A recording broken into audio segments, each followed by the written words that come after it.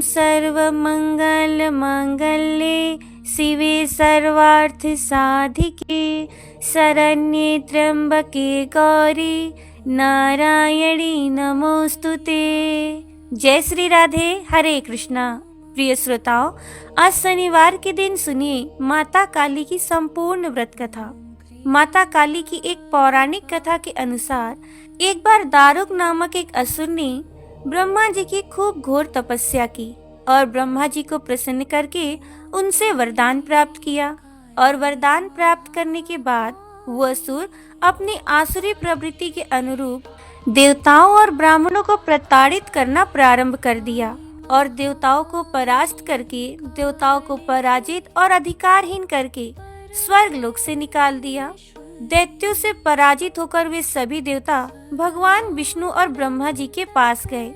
ब्रह्मा जी ने उन सभी देवताओं को बताया कि इस दुष्ट का संहार तो एक स्त्री ही कर सकती है। जिसके बाद सभी देवता भगवान शिव के पास गए और उन्होंने देवाधिदेव महादेव से ये सारी बातें बताई। जिसके बाद भोलेनाथ ने माता पार्वती की ओर देखा। माँ पार्वती इस पर मुस्कुराई और अपना एक अंश भगवान शिव में प्रवाहित कर दिया। जिसके बाद भगवान शिव के कंठ से विष के उस अंश ने अपना आकार धारण किया। जिसके बाद भगवान शिव ने अपना तीसरा नेत्र खोल दिया।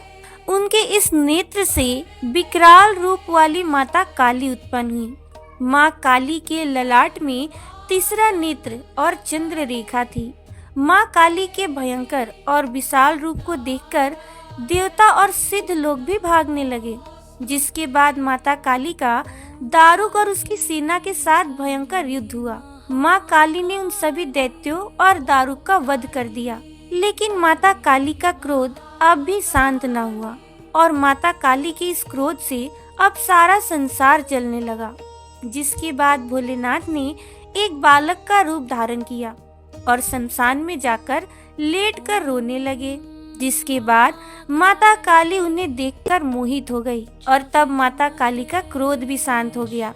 जो भी भक्त माता काली की पूजा करता है, उनकी आराधना करता है, वे जगदम्बा, वे करुणामयी, उसके ऊपर किसी भी प्रकार की आसुरी शक्ति का या किसी भी प्रकार से नकारात्मक शक्ति का असर तक नहीं होने देती। जो भक्त माता काली की पूजा करता है, उसकी सभी सांसारिक बाधाएं समाप्त हो जाती हैं। और माता काली की पूजा करने वाले भक्तों को देखकर तो भूत, प्रेत और पिशाच तो ऐसे भागते हैं जिसे जंगल में शेर को देखकर अन्य जानवर भागते हैं। अब आइए जानते हैं कि माता काली का नाम चामुंडा कैसे पड़ा। बहुत समय पहले की बात है। शुंभ और निशुंभ नाम के दो दैत्यों ने देवराज इंद्र से त्रिलोकी का राज्य छीन लिया और देवताओं को स्वर्ग से बाहर निकाल दिया। तब देवताओं ने आदि शक्ति के दिए हुए वरदान कि जब भी देवता संकट में होंगे, मैं स्वयं प्रकट होकर उनके संकटों का निवारण करूंगी। इस बात को याद करके सभी देवता गिरिराज हिमालय पर गए और जाकर वहां उन अपराजिता देवी की स्तुति करने लगे। तब माता जगदम्बा ने देवी पार्वती के शरीर से कौशिकी के रूप में प्रकट होकर शुंभ और निशुंभ के साथ युद्ध प्रारंभ किया। इस युद्ध में देवी ने सेनापति धूम्रलोचन का अंत कर दिया। ये सुनकर शुंभ और निशुंभ को बड़ा क्रोध हुआ और उन्होंने चंड और मुंड नाम के दैत्यों को आदेश दिया कि तुम लोग हिमालय में जहाँ वो जगदम्बा रहती है जाओ और उसे युद्ध में परास्त करके पकड़कर यहाँ ले आओ। यदि इस प्रकार उसको लाने में कोई संशय हो तो समस्त आसुरी सेना का प्रयोग करके उस अंबिका का वध कर देना और फिर उसके मृत शरीर को लेकर तुम यहाँ चले आना। दैत्यराज की आज्ञा पाकर चंड और मुंड चतुरंगिनी सेना को साथ लेकर हथियार उठाए देवी से लड़ने के लिए चल दिए। फिर गिरिराज हिमालय के स्वर्णमय ऊंचे शिखर पर पहुंचकर उन्होंने सिंह पर विराजमान माता को देखा जो मंद मंद मुस्कुरा रही थी। उन्हें देखकर उन दैत्यों ने उन्हें तत्परता से पकड़ने के लिए उद्योग करने लगे। किसी ने धनुष तान लिया, किसी ने तलवार संभाली और कुछ लोग तो देवी के पास आकर खड़े हो गए। तब अंबिका ने उन दुष्ट दैत्यों के प्रति बड़ा क्रोध किया। उस समय क्रोध के कारण उनका मुख काला पड़ गया और ललाट में भौहें टेढ़ी हो गई और वहां से तुरंत विकराल मुखी काली प्रकट हुई, जो तलवार और पास लिए हुए थी। वे विचित्र खटवांग धारण किए और चीते के चर्म की साड़ी पहने नर मुंडों की माला से विभूषित थी। उनके शरीर का मांस सूख गया था, केवल हड्डियों का ढांचा था, जिससे वे अत्यंत भयंकर जान पड़ती थी। उनका मुख बहुत विशाल था, जीभ लपलपाने के कारण वे और भी डरावनी प्रतीत होती थी। उनकी आंखें भीतर को धसी हुई और कुछ लाल थी। वे अपनी भयंकर गर्जना से संपूर्ण दिशाओं को गुजार रही थी। बड़े बड़े दैत्यों का वध करती हुई वे माता काली बड़े वेग से दैत्यों की उस सेना पर टूट पड़ी और उन सबका भक्षण करने लगी। वे पार्श्व रक्षकों, अंकुशधारी महावतों, योद्धाओं और कितने ही हाथियों को एक ही हाथ से पकड़कर मुंह में डाल लेती थी। इसी प्रकार घोड़े, रथ और सारथी के साथ रथी सैनिकों को मुंह में डालकर वे उन्हें बड़े भयानक रूप से चबा डालती थी। किसी के बाल पकड़ लेती, किसी का गला दबा देती, किसी को पैरों से कुचल डालती और किसी को छाती के धक्के से गिराकर मार डालती थी। असुरों के छोड़े हुए वे बड़े बड़े अस्त्र शस्त्र मुंह से पकड़ लेती और उन्हें रोष में भरकर दांतों से पीस डालती थी। काली ने बलवान एवं दुरात्मा दैत्यों की वे सारी सेना रौंद डाली, खा डाली और कितनों को मार भगाया। कोई तलवार के घाट उतारे गए, कोई खटवांग से पीटे गए और कितने ही असुर तो दांतों के अग्र भाग से कुचले जाकर मृत्यु को प्राप्त हुए। इस प्रकार भगवती भद्रकाली ने असुरों की उस सारी सेना को क्षण भर में मार गिराया। यह देख चंड उन अत्यंत भयानक काली देवी की ओर दौड़ा तथा महादैत्य मुंड ने भी अत्यंत भयंकर बाणों की वर्षा से तथा हजारों बार चलाए हुए चक्रों से उन भयानक नेत्रों वाली देवी को आच्छादित कर दिया। वे अनेकों चक्र देवी के मुख में समाते हुए ऐसे जान पड़े मानो सूर्य के बहुतरे मंडल बादलों के उदर में प्रवेश कर रहे हों। तब भयंकर गर्जना करने वाली काली ने अत्यंत रोष में भरकर विकट अट्टहास किया। उस समय उनके विकराल वदन के भीतर कठिनता से देखे जा सकने वाले दांतों की प्रभा से वे अत्यंत उज्जवल दिखाई देती थी। देवी ने बहुत बड़ी तलवार हाथ में ले हंग का उच्चारण करके चंड पर धावा किया और उसके केस पकड़कर उसी तलवार से उसका मस्तक काट डाला। चंड को मारा गया देखकर मुंड भी देवी की ओर दौड़ा। तब देवी ने क्रोध में भरकर उसे भी तलवार से घायल करके धरती पर सुला दिया। महापराक्रमी चंड और मुंड को मारा गया देख मरने से बची हुई बाकी सेना भय से व्याकुल हो चारों ओर भाग गई। तदनंतर काली ने चंड और मुंड का मस्तक हाथ में ले चंडिका के पास जाकर प्रचंड अट्टहास करते हुए कहा, देवी, मैंने चंड और मुंड नामक इन दो महापशुओं को तुम्हें भेंट किया है। अब युद्ध यज्ञ में तुम शुंभ और निशुंभ का स्वयं ही वध करना। वहां लाए हुए उन चंड मुंड नामक महादैत्यों को देखकर कल्याणमयी चंडी ने काली से मधुर वाणी में कहा, देवी, तुम चंड और मुंड को लेकर मेरे पास आई हो, इसलिए संसार में चामुंडा के नाम से तुम्हारी ख्याति होगी। प्रेम से बोलिए माता काली की जय। तो इस प्रकार माता काली चामुंडा के नाम से संसार में विख्यात हुई। प्रिय श्रोताओं, अगर आप माता काली की उपासना करते हैं या माता के किसी भी स्वरूप की उपासना करते हैं और आप उनकी शीघ्र और विशेष कृपा प्राप्त करना चाहते हैं, तो आपको नित्य ही श्री सप्तशती का पाठ अवश्य ही करना चाहिए, क्योंकि माता की कृपा प्राप्त करने के लिए सप्तशती से उत्तम और श्रेष्ठ अन्य कोई दूसरा साधन ही नहीं है। सप्तशती में माता ने स्वयं अपने श्रीमुख से कहा है कि ये सप्तशती का पाठ मुझे अत्यंत प्रिय है। 1 वर्ष तक ब्राह्मणों को भोजन कराने से, 1 वर्ष तक हवन करने से, अभिषेक करने से, दान पुण्य और व्रत करने से जितनी प्रसन्न मैं होती हूँ, उससे कहीं अधिक प्रसन्नता मुझे एक बार सप्तशती के श्रवण करने मात्र से ही हो जाती है। इस संसार में कोई ऐसी कामना नहीं जिसकी प्राप्ति सप्तशती से ना हो सके। सप्तशती 700 श्लोकों का ग्रंथ है, जिसमें माता के 3 चरित्र हैं। प्रथम चरित्र, मध्यम चरित्र और उत्तर चरित्र। प्रथम चरित्र माता काली यानी माता चामुंडा को समर्पित है। मध्यम चरित्र माता लक्ष्मी को और उत्तर चरित्र माता सरस्वती को समर्पित है। और क्योंकि आज माता काली का व्रत है, तो इस दिन माता की विशेष कृपा प्राप्त करने के लिए और माता की प्रसन्नता के लिए सप्तशती के प्रथम चरित्र का पाठ या श्रवण हमें अवश्य ही करना चाहिए। तो आइए प्रारंभ करते हैं माता के सप्तशती के प्रथम चरित्र का। प्रथम चरित्र के ब्रह्मा ऋषि, महाकाली देवता, गायत्री छंद, नंदा शक्ति, रक्त दंतिका बीज, अग्नि तत्व और ऋग्वेद स्वरूप हैं। श्री महाकाली देवता की प्रसन्नता के लिए प्रथम चरित्र के जप में विनियोग किया जाता है। भगवान विष्णु के सो जाने पर मधु और कैटभ को मारने के लिए कमल जन्मा ब्रह्मा जी ने जिनका स्तवन किया था, उन महाकाली देवी का मैं सेवन करता हूँ। वे अपने 10 हाथों में खड़ग, चक्र, गदा, बाण, धनुष, परिघ, शूल, भुसुंडी, मस्तक और शंख धारण करती हैं। उनके 3 नेत्र हैं। वे समस्त अंगों में दिव्य आभूषणों से विभूषित हैं। उनके शरीर की कांति नीलमणि के समान है तथा वे 10 मुख और 10 पैरों से युक्त हैं। चंडिका देवी को नमस्कार है। मार्कंडे जी बोले, सूर्य के पुत्र सावर्णी जो 8वें मनु कहे जाते हैं, उनकी उत्पत्ति की कथा विस्तार पूर्वक कहता हूँ, सुनो। सूर्य कुमार महाभाग सावर्णी भगवती महामाया के अनुग्रह से जिस प्रकार मनवंतर के स्वामी हुए, वही प्रसंग सुनाता हूँ। पूर्व काल की बात है। स्वारोचिस मनवंतर में सूरत नाम के एक राजा थे जो चैत्र वंश में उत्पन्न हुए थे। उनका समस्त भूमंडल पर अधिकार था। वे प्रजा का अपने औरस पुत्रों की भांति धर्म पूर्वक पालन करते थे।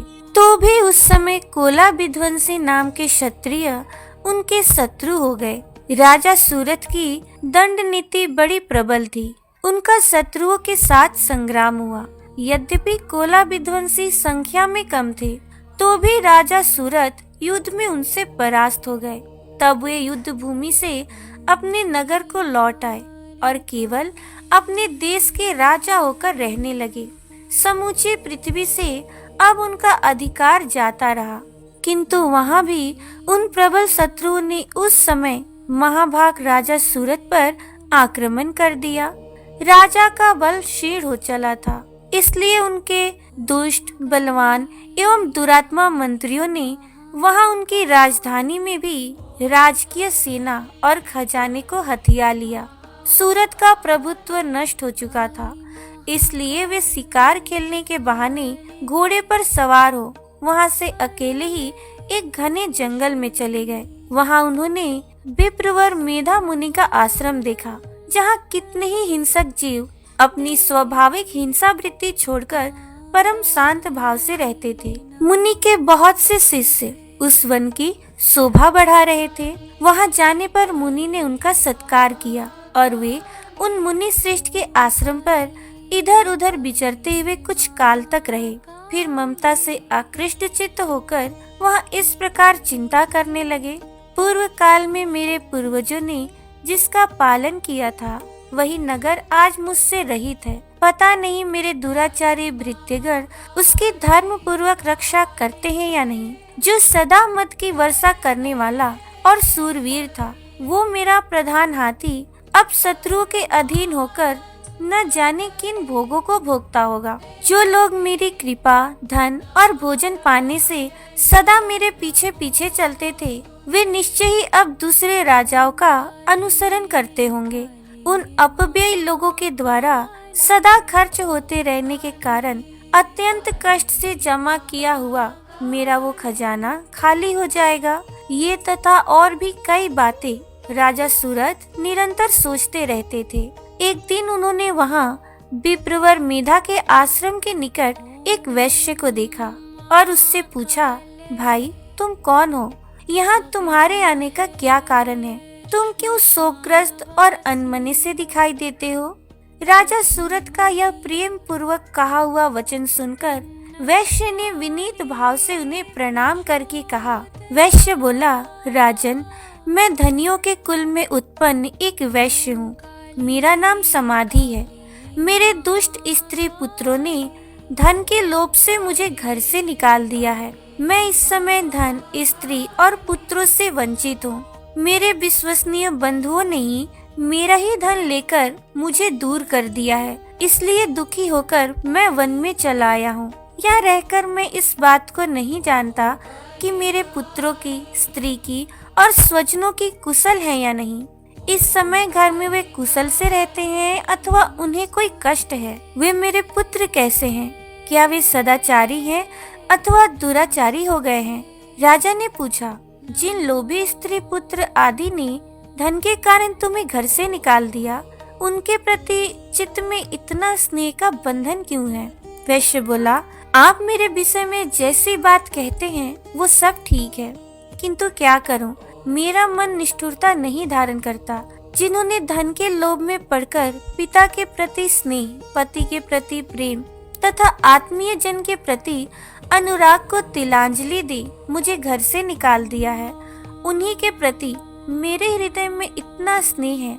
महामते, गुणहीन बंधुओं के प्रति भी जो मेरा चित्त इस प्रकार प्रेम मग्न हो रहा है, ये क्या है, इस बात को जानकर भी मैं नहीं जान पाता। उनके लिए मैं लंबी सांसें ले रहा हूँ और मेरा हृदय अत्यंत दुखित हो रहा है। उन लोगों में प्रेम का सर्वथा अभाव है, तो भी उनके प्रति जो मेरा मन निष्ठुर नहीं हो पाता, इसके लिए क्या करूं? मार्कंडे जी कहते हैं, ब्राह्मण तदनंतर राजाओं में श्रेष्ठ सूरत और वो समाधि नामक वैश्य दोनों साथ साथ मेधा मुनि की सेवा में उपस्थित हुए और उनके साथ यथा योग्य न्यायानुकूल विनय पूर्ण वर्ताव करके बैठे। तत्पश्चात वैश्य और राजा ने कुछ वार्तालाप आरंभ किया। राजा ने कहा, भगवान, मैं आपसे एक बात पूछना चाहता हूँ, उसे बताइए। मेरा चित्त अपने अधीन न होने के कारण वो बात मेरे मन को बहुत दुख देती है। जो राज्य मेरे हाथ से चला गया है उसमें और उसके संपूर्ण अंगों में मेरी ममता बनी हुई है। मुनि श्रेष्ठ, ये जानते हुए भी कि वो अब मेरा नहीं है, अज्ञानी की भांति मुझे उसके लिए दुख होता है। ये क्या है? इधर ये वैश्य भी घर से अपमानित होकर आया है। इसके पुत्र, स्त्री और भृत्यों ने इसे छोड़ दिया है। स्वजनों ने भी इसका परित्याग कर दिया है, तो भी ये उनके प्रति अत्यंत हार्दिक स्नेह रखता है। इस प्रकार ये तथा मैं दोनों ही बहुत दुखी हैं। जिसमें प्रत्यक्ष दोष देखा गया है, उस विषय के लिए भी हमारे मन में ममता जनित आकर्षण पैदा हो रहा है। महाभाग, हम दोनों समझदार हैं, तो भी हम में जो मोह पैदा हुआ है, ये क्या है? विवेक शून्य पुरुष की भांति मुझ में और इसमें भी ये मूर्ता प्रत्यक्ष दिखाई देती है। ऋषि बोले, महाभाग, विषय मार्ग का ज्ञान सब जीवों को है। इसी प्रकार विषय भी सबके लिए अलग अलग है। कुछ प्राणी दिन में नहीं देखते और दूसरे रात में ही नहीं देखते, तथा कुछ जीव ऐसे हैं जो दिन और रात्रि में भी बराबर ही देखते हैं। ये ठीक है कि मनुष्य समझदार होते हैं, किंतु केवल वे ही ऐसे नहीं होते। पशु, पक्षी, मृग आदि सभी प्राणी समझदार होते हैं। मनुष्यों की समझ भी वैसी ही होती है जैसी उन मृग और पक्षियों की होती है, तथा जैसी मनुष्यों की होती है वैसी ही उन मृग, पक्षी आदि की होती है। ये तथा अन्य बातें भी प्रायः दोनों में समान ही हैं। समझ होने पर भी इन पक्षियों को तो देखो, ये स्वयं भूख से पीड़ित होते हुए भी मुंहवश बच्चों की चोंच में कितने चाव से अन्न के दाने डाल रहे हैं। नरश्रेष्ठ, क्या तुम नहीं देखते कि ये मनुष्य समझदार होते हुए भी लोग बस अपने किए हुए उपकार का बदला पाने के लिए पुत्रों की अभिलाषा करते हैं? यद्यपि उन सब में समझ की कमी नहीं है, तथापि वे संसार की स्थिति, जन्म मरण की परंपरा बनाए रखने वाले भगवती महामाया के प्रभाव द्वारा ममतामय भंवर से युक्त मोह के गहरे गर्त में गिराए गए हैं। इसलिए इसमें आश्चर्य नहीं करना चाहिए। जगदीश्वर भगवान विष्णु की योग निद्रा रूपा जो भगवती महामाया है, उन्हीं से ये जगत मोहित हो रहा है। वे भगवती महामाया देवी ज्ञानियों के भी चित्त को बलपूर्वक खींचकर मुंह में डाल देती हैं। वे ही इस संपूर्ण चराचर जगत की सृष्टि करती हैं तथा वे ही प्रसन्न होने पर मनुष्य को मुक्ति के लिए वरदान देती हैं। वे ही पराविद्या, संसार बंधन और मोक्ष की हेतुभूता सनातनी देवी तथा संपूर्ण ईश्वरों की भी अधीश्वरी हैं। राजा ने पूछा, भगवान, जिन्हें आप महामाया कहते हैं वे देवी कौन हैं? ब्राह्मण, उनका आविर्भाव कैसे हुआ तथा उनके चरित्र कौन कौन हैं? ब्रह्मवेताओं में श्रेष्ठ महर्षि उन देवी का जैसा प्रभाव हो, जैसा स्वरूप हो और जिस प्रकार प्रादुर्भाव हुआ हो, वो सब मैं आपके मुख से सुनना चाहता हूँ। ऋषि बोले, राजन, वास्तव में तो वे देवी नित्य स्वरूपा ही हैं। संपूर्ण जगत उन्हीं का रूप है तथा उन्होंने समस्त विश्व को व्याप्त कर रखा है। तथापि उनका प्राकट्य अनेक प्रकार से होता है, वो मुझसे सुनो। यद्यपि वे नित्य और अजन्मा है, तथापि जब देवताओं का कार्य सिद्ध करने के लिए प्रकट होती हैं, उस समय लोक में उत्पन्न हुई कहलाती हैं। कल्प के अंत में जब संपूर्ण जगत एक कारणों में निमग्न हो रहा था और सबके प्रभु भगवान विष्णु शेष नाग की सैया बिछाकर योग निद्रा का आश्रय ले सो रहे थे, उस समय उनके कानों के मैल से दो भयंकर असुर उत्पन्न हुए जो मधु और कैटव के नाम से विख्यात थे। वे दोनों ब्रह्मा जी का वध करने को तैयार हो गए। भगवान विष्णु के नाभि कमल में विराजमान प्रजापति ब्रह्मा जी ने जब उन दोनों भयानक असुरों को अपने पास आया और भगवान को सोया हुआ देखा, तब एकाग्रचित होकर उन्होंने भगवान विष्णु को जगाने के लिए उनके नेत्रों में निवास करने वाली योग निद्रा का स्तवन आरंभ किया, जो इस विश्व की अधीश्वरी, जगत को धारण करने वाली, संसार का पालन और संहार करने वाली तथा तेजस स्वरूप भगवान विष्णु की अनुपम शक्ति है। उन्हीं भगवती निद्रा देवी की भगवान ब्रह्मा स्तुति करने लगे। ब्रह्मा जी ने कहा, देवी, तुम ही स्वहा, तुम ही स्वधा और तुम ही वसटकार हो। स्वर भी तुम्हारे ही स्वरूप हैं। तुम जीवन दायिनी सुधा हो। नित्य अक्षर प्रणव में आकार, उकार, मकार, इन तीन मात्राओं के रूप में तुम ही स्थित हो तथा इन तीन मात्राओं के अतिरिक्त जो बिंदु रूपा नित्य अर्ध मात्रा है, जिसका विशेष रूप से उच्चारण नहीं किया जा सकता, वह भी तुम ही हो। देवी, तुम ही संध्या, सावित्री तथा परम जननी हो। देवी, तुम ही इस विश्व ब्रह्मांड को धारण करती हो। तुमसे ही इस जगत की सृष्टि होती है, तुम ही से इसका पालन होता है और सदा तुम ही कल्प के अंत में सबको अपना ग्रास बना लेती हो। जगन्मयी देवी, इस जगत की उत्पत्ति के समय तुम सृष्टि रूपा हो, पालन काल में स्थिति रूपा हो तथा कल्पांत के समय संहार रूप धारण करने वाली हो। महामोह रूपा महादेवी और महासुरी हो।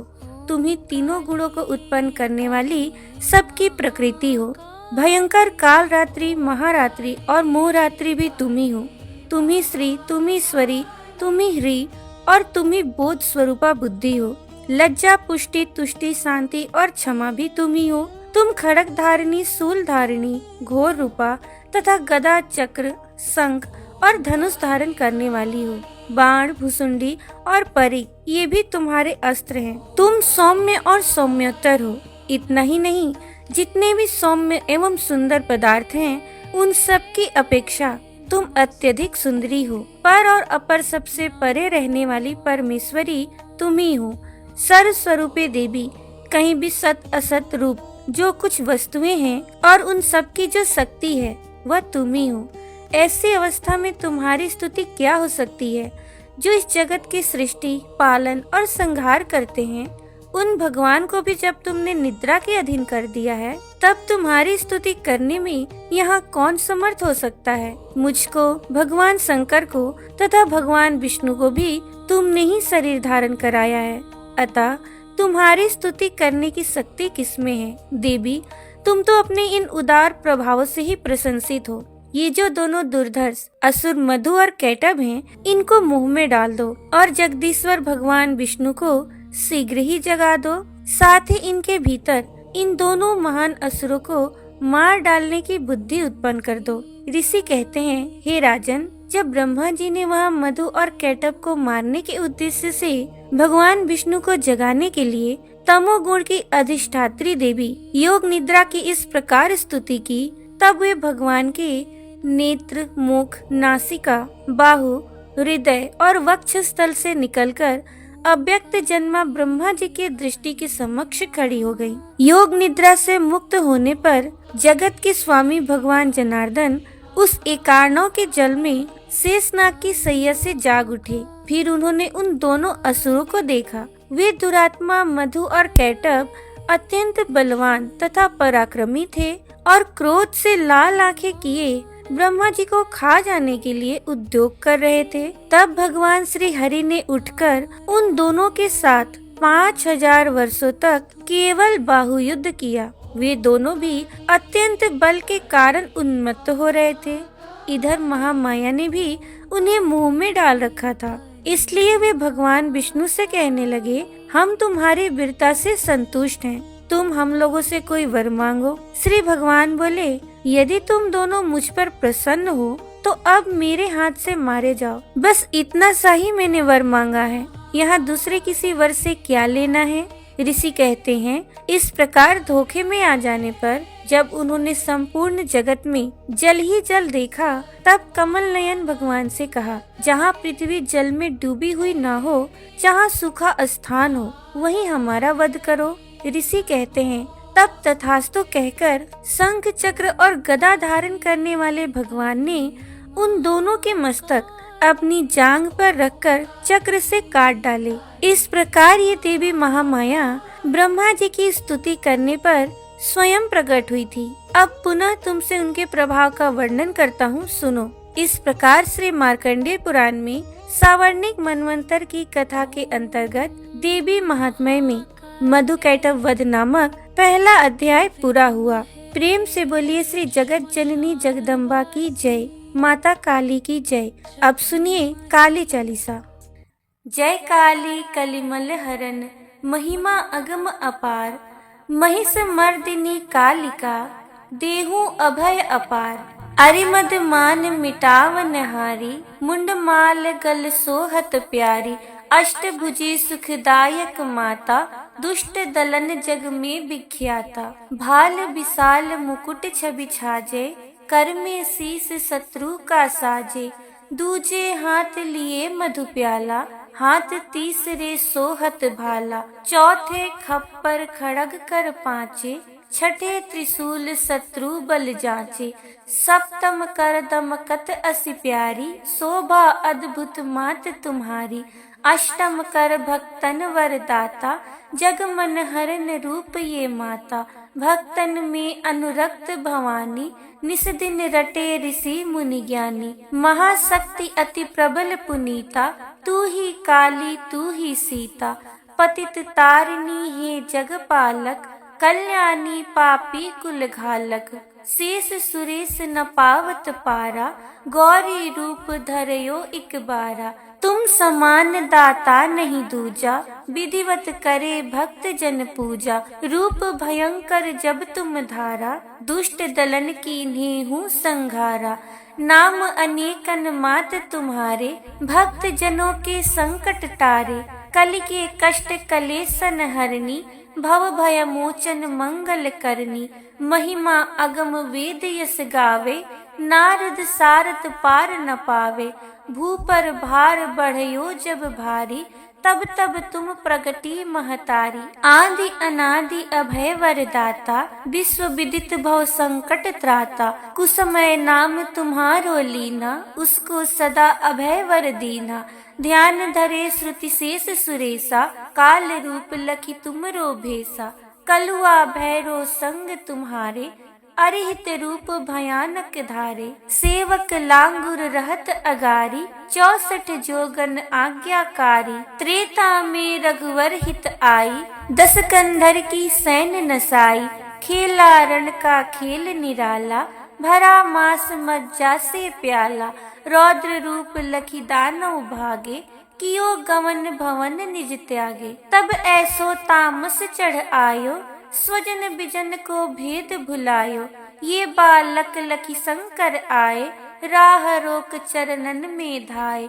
तब मुख जीव निकर जो आई, यही रूप प्रचलित है माई। बाड़यो महिषासुर मद भारी, पीड़ित किए सकल नर नारी। करुण पुकार सुनी भक्तन की, पीर मिटावन हित जन जन की। तब प्रगटी निज सैन्य समेता, नाम पड़ा माँ महिष विजेता। शुंभ निशुंभ हने छन माही, तुम सम जग दुसर कौ नाही।